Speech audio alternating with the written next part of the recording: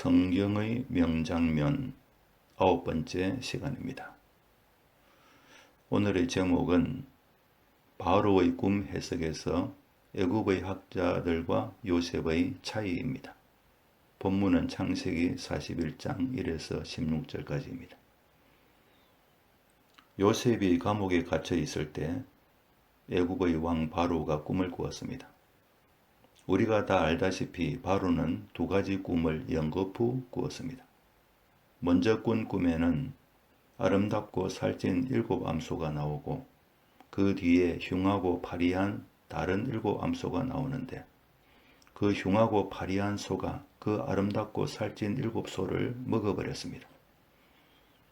바로가 다시 잠이 들어 꿈을 꾸었는데 이번에는 한 줄기에 무성하고 충실한 7 이삭이 나오고 그 후에 또 가늘고 동풍에 마른 7 이삭이 나오더니 그 가는 7 이삭이 무성하고 충실한 7 이삭을 삼켜버렸습니다.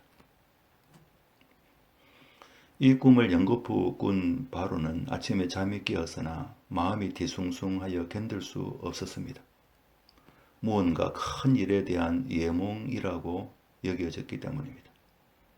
그래서 사람을 보내어 애굽의 점술가와 현인들을 모두 불러 그들에게 꿈을 말하고 해석해 달라고 하였습니다.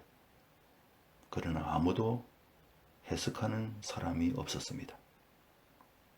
일이 이렇게 되자 술 맡은 관원장이 등장합니다. 그는 2년 전 자기들의 꿈을 해석해 준 요셉에 대하여 바로에게 말씀드렸습니다. 바로는 곧바로 사람을 보내어 요셉을 옥에서 나오게 하였고 그리고 요셉은 바로 앞에 서서 바로의 꿈을 해석해 주었습니다. 이 일로 요셉은 일약 애굽의 제2인자 총리가 되었다 하는 이야기입니다. 여기서 우리가 질문할 것이 3가지 있습니다. 첫째, 애굽의 학자들은 왜 바로의 꿈을 해석하지 못했을까? 둘째, 술 맡은 관원장은 왜 그동안 잊고 있었던 요셉을 바로에게 청구하였을까? 셋째, 요셉과 애굽의 학자들의 차이가 무엇이었나?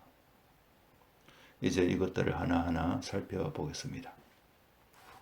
첫째, 바로의 꿈을 애굽의 네로라 하는 학자들이 왜 해석하지 못했을까요? 알고 보면 그게 그렇게 어려운 것이 아닌데 말입니다. 하나님께서 억지로 그들을 아둔하게 만들어 아무도 해석하지 못하게 만드셨다. 이렇게 설명하는 것은 썩 좋은 해석이라 할 수 없습니다. 하나님을 직구전분으로 만드는 해석이기 때문입니다. 제 생각은 이렇습니다. 애굽의 학자들이 그 꿈을 해석하지 못한 것이 아니라 해석하지 못한 척 했다는 것입니다. 알고도 모르는 척 했다는 말입니다. 왜 그렇게 보느냐 하면은 사실 바로의 꿈은 해석하기가 너무 쉬운 꿈이기 때문입니다. 전문가가 아니라도 이리저리 끼워 넣기를 해보면 7년 풍년 후에 극심한 7년 흉년이 닥친다는 것. 그래서 이전의 풍년은 전혀 기억도 나지 않을 정도로 심각한 흉년이 온다는 것임을 능히 짐작할 수 있기 때문입니다. 애굽의 뛰어난 점술가와 현인들이 그 정도 꿈도 해석하지 못한다 하는 것은 말이 안 됩니다. 그런데도 그들은 그런 해석을 솔직하게 바로에게 내어놓을 수가 없었습니다. 그 이유는 그것은 바로를 분노하게 만들어 자칫 자기들의 목숨을 부지하기도 어렵게 될 것이기 때문입니다. 창세기 시대는 풍년이나 흉년이 모두 왕에 대한 하늘의 심판으로 여겨지던 때입니다. 극심한 흉년이 든다는 것은 왕이 덕이 없어서 백성을 다스릴 수 없게 된다는 것, 즉 왕을 폐위시키는 것이 하늘의 뜻이라고 해석할 수 있었습니다. 예를 들면은 왕의 반대자들은 흉년과 같은 자연재해를 보고는 하늘의 뜻을 운운하며 쿠데타를 일으킬 수 있었습니다. 그러므로 7년 풍년 후에 7년 흉년이 들어 나라가 거들나게 될 것이라고 해석하는 것은 그 자체로 왕에 대한 불충이요 쿠데타 행위로 여겨질 것입니다. 이런 상황인데 누가 감히 왕에게 그런 말을 할 수 있겠습니까? 바로는 신으로 추앙되던 절대 권력자였다는 것을 생각해야 합니다. 그런 왕이 분노하게 되면은 재판도 못 받고 목숨을 잃을 것입니다. 그래서 애굽의 학자들은 위기를 모면하기 위하여 아예 그 꿈은 너무 어려워서 도저히 해석할 수 없는 꿈이라고 말한 것입니다. 이제 둘째 문제를 보겠습니다. 술 맡은 관원장은 왜 그동안 잊고 있었던 요셉을 바로에게 청거하였을까요?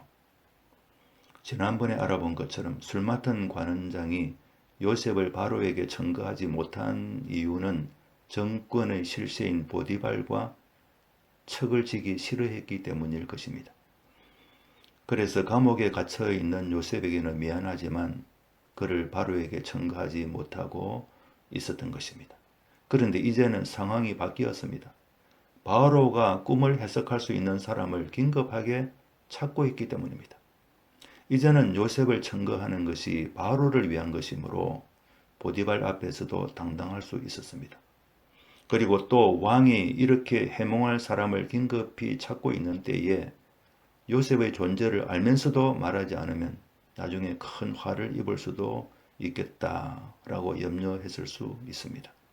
가령 이번에도 가만히 있으면 혹시 보디발이 먼저 요셉을 청거할 수도 있다는 것을 생각했을 수 있습니다. 보디발은 비록 요셉을 감옥에 집어넣었지만 요셉이 하나님이 함께 하시는 지혜로운 사람이라는 것을 알고 있었습니다. 또 처음에는 자기 아내의 말을 듣고 홧김에 그를 감옥에 가두었지만 세월이 흐르면서 요셉에게 죄가 없다 하는 사실을 어느 정도 알고 있었을 것입니다. 그러나 그 아내 때문에 그냥 감옥에 계속 넣어둔 것이라고 할 수 있습니다. 어쨌든 술 맡은 관원장의 입장에서는 바로가 요셉같이 지혜로운 사람을 찾고 있는 마당에 그를 알고도 모른 척 하는 것이 굉장히 부담이 되었을 것이고 또 혹시 보디발에게 선수를 빼앗기는 불상사가 생기고 그리 되어 요셉이 바로에게 중용되는 경우에는 자기의 입지가 매우 곤란하게 될 것이라는 그런 생각도 할 수 있었습니다. 그래서 그는 마치 이제서야 감옥에 있는 요셉이 기억난 듯이 바로에게 청거하였을 것으로 추정됩니다. 이제 오늘의 장면에서 가장 중요한 세 번째 질문으로 들어갑니다. 요셉과 애굽의 학자들의 차이가 무엇이었을까요? 바로의 꿈은 앞에서 말씀드린 것처럼 사실 해석하기 쉬운 것입니다. 정말 어렵고도 위험한 것은 그런 좋지 않은 꿈을 바로에게 이실직고 하는 것입니다. 애굽의 학자들은 이것을 감히 하지 못했지만 요셉은 할 수 있었습니다. 왜냐하면 요셉은 그 꿈을 흉몽이라고 보지 않았기 때문입니다. 애굽의 학자들은 그 꿈을 절망적인 흉몽이라고 보았지만 요셉은 하나님께서 바로에게 속히 일어날 일을 보여주신 것으로 보았습니다. 하나님이 그렇게 보여주신 것은 대책을 강구하여 백성들을 구제하라 하는 뜻이 있다고 보았습니다. 요셉은 백성을 구제할 방법을 발견하였습니다.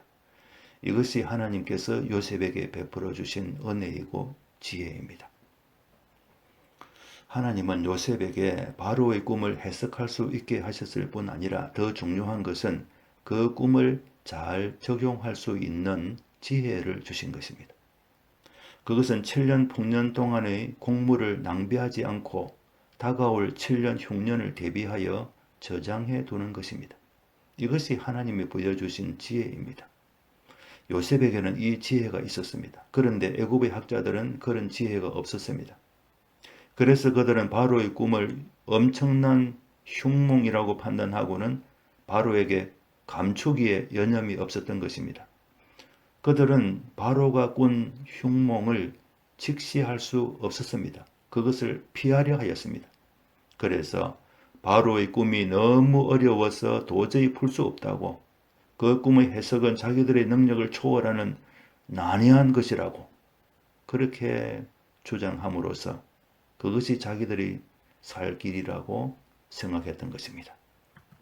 정리하면 요셉은 바로의 꿈을 있는 그대로 직시하였습니다. 있는 그대로 직시하고 거기서 난관을 헤쳐나가는 지혜를 구했습니다. 사실을 직시하니 그것은 전혀 어려운 문제가 아니었습니다. 풍년기에 흉년기를 대비하면 되었기 때문입니다. 그래서 그는 바로에게 7년 풍년 동안 흉년을 잘 대비하면 된다고 친절하게 해석해 줄 수 있었던 것입니다.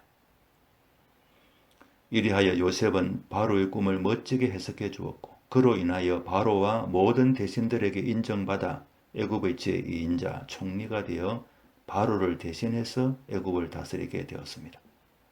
그리하여 애굽 백성들을 극심한 흉년에서 구제하였고 아울러 가나안에 있던 아버지 야곱의 식솔들을 모두 애굽으로 모셔서 애굽에서 큰 민족을 이루게 하시려는 하나님의 구속사에 귀중하게 쓰임을 받았던 것입니다.